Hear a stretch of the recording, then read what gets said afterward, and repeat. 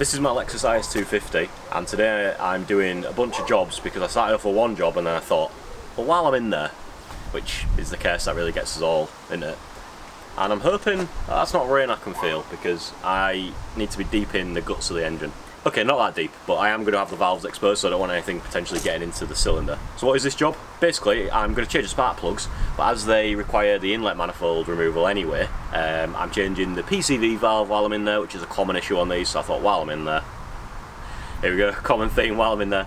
I've also got gaskets for the upper and lower inlet manifold, and I'm going to take them off, and I'm going to clean the valves. So these engines are really prone to have carbon build up, because the PCV system actually, really thinking about it, I should have got a catch can to eliminate this happening in the future. But basically, like the rocker cover vapours basically all get vented to be bent again, so it gets injected back through the inlet manifold and cakes up the top of the valves. Because it's direct injection into the cylinder, the fuel doesn't sort of clean it off. Can be a common issue. Loads of the VAG stuff suffers with it, and these suffer with it really bad. The IS350s that we didn't get over here don't suffer with it because they are indirect injection, or basically, you know, it throws it in the top and it all just gets sucked in through a valve. So while I've basically got most of the stuff out of the way, I thought I might as well clean it up. It doesn't look too taxing. You just got to do a few preventative measures, make sure the valves are fully closed, etc. I've got some tools to help with that, and yeah, basically let's crack on. So without further ado, let's put some music on and start removing stuff.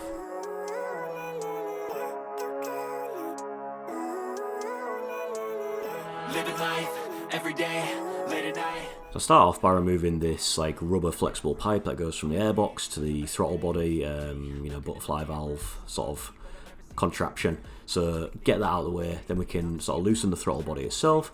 Then I've got to start taking off this upper intake manifold, and there are a lot of bolts, a few different size ones as well, which is quite annoying, and some of the bolts are kind of hidden down in there, so you've got to be careful not to drop them. So I basically crack on with getting them off, loosened, and then we can crack on with getting a bit deeper in the engine. I could walk, see, here, I should celebrate. Think I could change my mind, maybe elevate. Living life every day, late at night, not okay. All I want, and I pray, all I need are some better days. Yeah, all I need are some better days. Cause all I want. There was a connector that was kind of attached and secured onto the bottom of the intake manifold, and I basically managed, when I was pulling, I didn't realise and release it, so I ended up actually pulling the wires out of the sort of connector on the end of that and deep-inning them. And when I was reassembling, I had to kind of pause the job because I was waiting on this connector coming in from Lexus. So yeah, not ideal, but you know, stuff happens, and I've got the luxury that I can just leave the car here for a couple of days while I'm waiting on parts. Not the end of the world. With that being said, we're going to crack on and take off the lower intake manifold. Differences in each of us. Trust your gut, it can show you what you want. Living life every day, late at night, not okay. All I want, and I pray, all I need are some better days. Yeah, all I need are some better days. Cause all I want.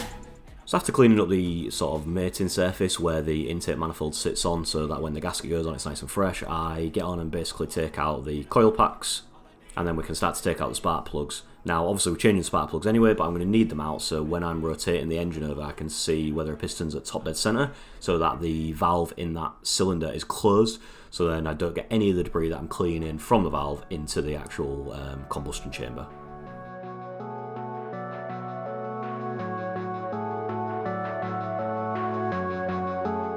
So I made a little tool so that you can see when a piston's at top dead centre. I just put a line on it, and when you see it going back down, that's when you know you've crossed over top dead centre, so you can kind of just get a feel for where it is. I had a little digital boroscope as well, so I could see, so I could make sure nothing was dripping in.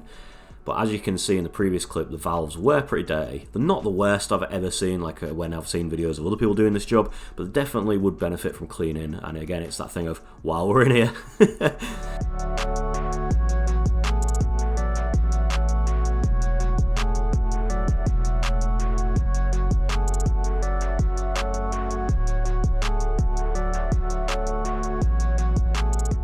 So after a good few hours of cleaning, scrubbing, a lot of backache, and trying to dry the top of the valves out as well, that was a task in and of itself without an airline or like an extractor or whatever, but managed to get it all done, and then we can go ahead and start installing the new proper Denso Iridium plugs and the coil packs and kind of just buttoning everything back together, and I've made it look quite quick of a process in this video, but I had 2 hours of footage and I barely filmed any of it, so yeah, I was doing this for quite a while.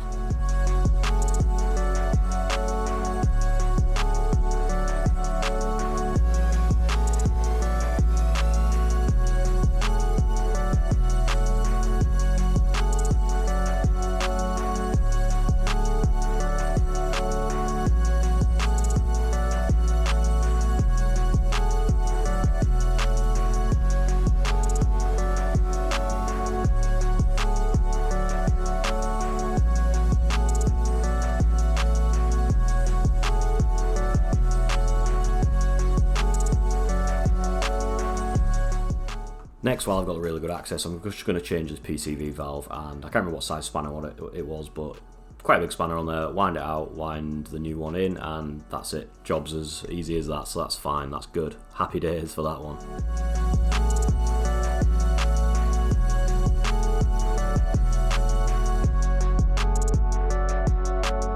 And now I'm just buttoning up the other side, so I'm replacing the spark plugs and then putting the coil packs back on, and you can actually do this side without pretty much removing anything. You've got to remove the big rubber hose from the airbox to the throttle body, but other than that you can actually leave the side in place. It's kind of the other side that's a difficult one, so yeah, that's why it's a bit of a daunting job, but take your time and it's pretty straightforward really.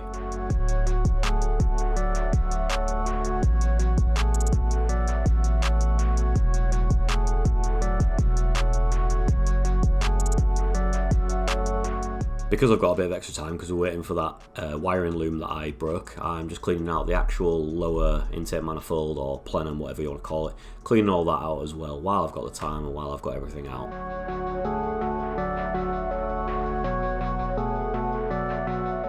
Alright, a few days later we are back.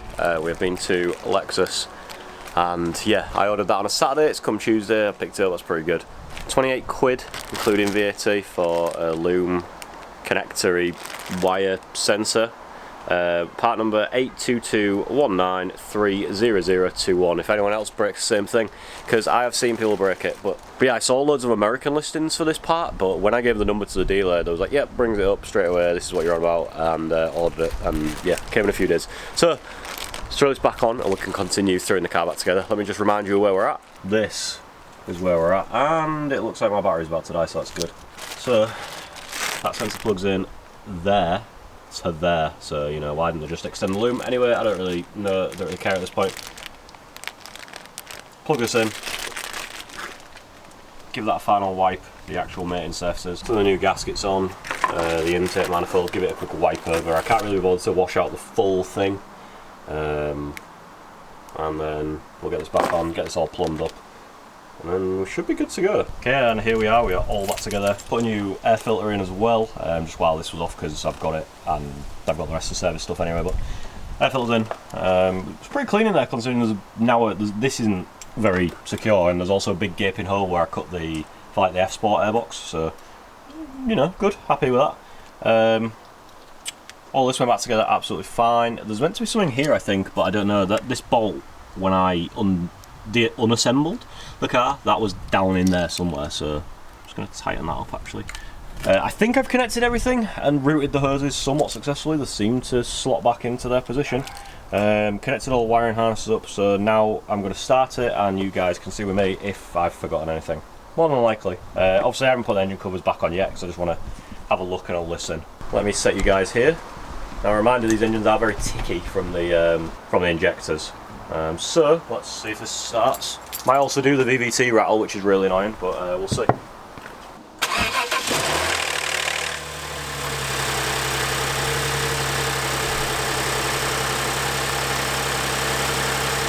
What I didn't mention earlier either is the plugs were actually like pretty loose in there. Like when I went to crack them off, they were kind of just, there was no like cracking them off. They were loose in there, and like I said, they were the wrong sort of type of plugs, or at the very least they were pretty cheap. So yeah, I mean, you heard the VVT rattle, that's really bad. I'm hoping when I do an engine flush, that'll sort itself out. Just Google it, it's a common problem for the ISs. I'm not going to wax lyrical over it, it's been covered a million times.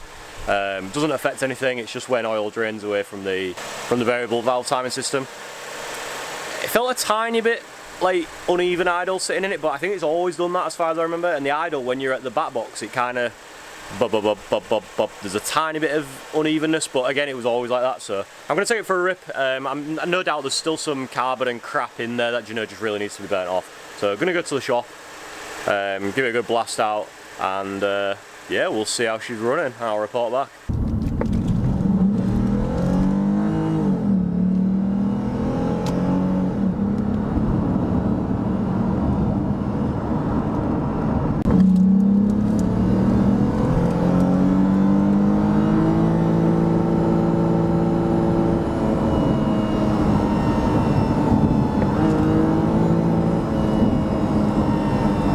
All up here as well, limited a few times, and sat on limiter for a bit, and yeah, seems alright. Good to blow all the crap out, any remaining loose stuff maybe, but yeah, feels good.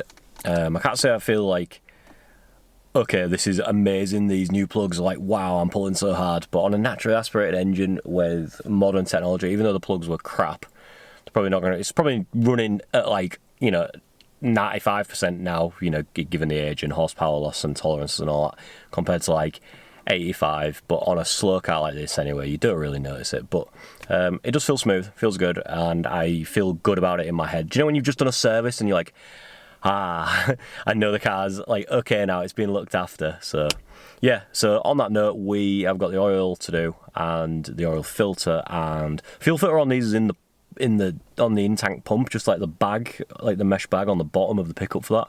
So not very comfortable about that. I wish there was another actual filter, but can't do anything about that. And then we also have cabin filter to do. So oil filter, cabin filter, and then the car is fully serviced, and that'll be where we'll leave this episode off. So stay tuned for that. I'm going to do it another night because I just want to eat now. I'm hungry.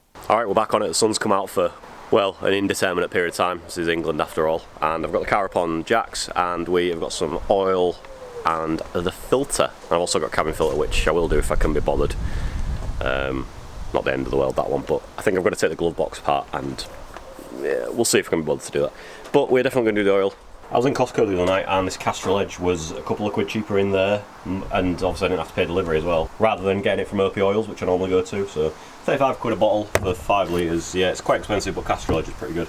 The Asian cars tend not to do this whole oil specification. If I was looking for some oil for my wife's car or something, you've got to look for this, you know, either MB approval 229, you've got to look for BMW Long Life 04. For a lot of the Japanese cars, it seems online, from what I've been reading, that you basically just get some good servicing oil of the right grade and you're probably alright. Now, given this meets all the German standards that I'd normally look for and anything I've earned, should be alright. And we've got a mad filter. So, car is jacked up. Oh, look at that sun coming through. Car is jacked up. Let's go underneath it, drain the oil, and I did find when I removed the under tray. Well, was it when I removed the under? No, I think it was when I was doing the water pump off camera. This was on the under tray at the oil filter removal tool. So I believe someone's been underneath. It's kind of, there's an access hatch apparently, and I think someone's probably been using that and then dropped it and just kind of gone, eh. But I think this is correct. If not, I do have some, like, you know, strap wrenches and stuff like that to get it off. But if I've got the correct tool, then that is great. I can't imagine that it's the wrong one, given it was in the under tray, but you never know. Anyway, let's get to it.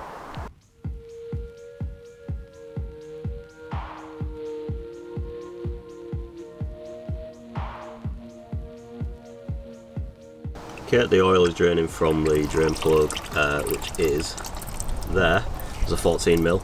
I did put some engine flush through this as well, some Win's engine flush, which you put in after the car's warm and then leave for 20 minutes idling. And yeah, okay, so we'll see if that does anything. The wind has whipped underneath this and just blown the oil everywhere, so that's great. I'm going to have to clean up my drive, so that's very good. And then the filter is actually, there's like a little trap door, which I've taken off, 3 bolts. And then it's up there, the filter housing. Now, as you can see, I have managed to get that tool on, so that was the correct tool. So I'll just, when most of the oil's drained, I will wind that off. I'll take you over to the council workbench, and then we'll swap the new filter on, clean that up, put it back on with a new O-ring, put the sump plug back in, fill her up with oil, drop her down, check the levels. Job's a good one. I'll rinse all this off underneath with some brake cleaner as well, seeing as this has done an absolute number. You can't really see it on camera, but it's speckled everywhere. It looks like I've had a major oil leak or something. Bloody wind. But yeah, easy enough. Okay, we're at the council workbench and we've got a fresh microfiber set up. Whoever had this last did put a Marley filter on it at least. Something to be said for that, I guess. So we're going to take that off. Put a new filter on. There's an O-ring at the bottom, we'll change that as well. What is this? What is this? Okay, I have no idea what this bit is, but we've got some instructions, so I will follow those. Doesn't look like whatever it's telling me to do was in there previously. We'll figure that out together. Take the O-ring off. Easily done. Take this off. Also easily done. Looks fine, it's not glittery, so that's a good start. Just going to empty the rest of this out. I'm desperately low on brake cleaner here. Okay, I'm not worried about making it surgically clean, I'm just trying to clean these threads up a bit. Putting some new oil on the O-ring to help it slide in there easier. This is really annoying, isn't it?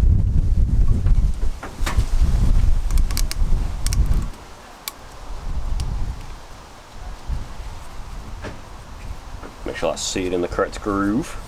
A bit more oil on that. Let's have a look at these instructions for this other bit. Okay, interestingly,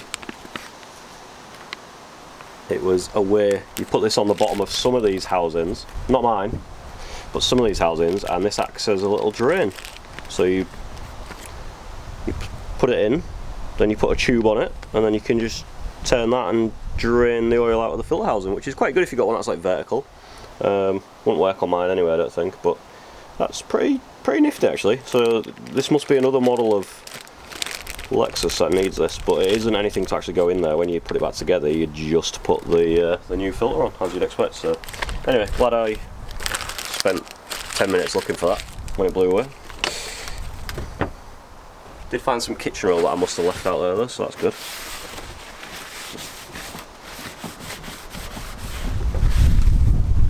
New filter.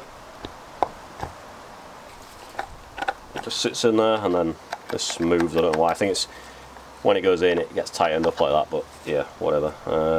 So let's go put this back in with the aid of the tool, clean everything up underneath there, we'll lower the car down and get some fresh oil in it.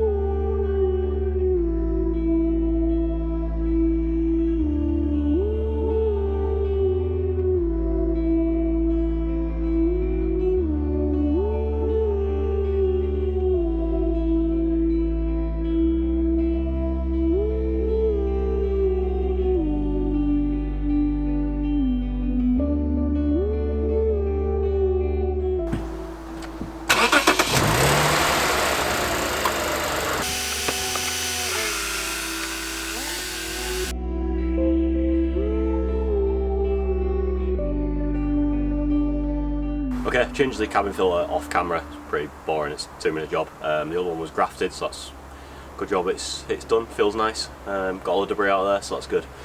So the car's fully serviced, so that's a good bit of preventative maintenance done. Obviously I've cleaned all the valves out, I've got rid of all the carbon build-up, I've put new proper plugs in there, good quality oil, air filter, so I am feeling happy. The car is revving a little bit smoother, I've noticed, and like on kick down when you put your foot down, it is seeming to be happier to rev up. So all I've got to do is take the old oil to the tip in a container, so that's fun. But I've bottled it up, so don't worry, just stop oil, it is going in the correct disposal bin.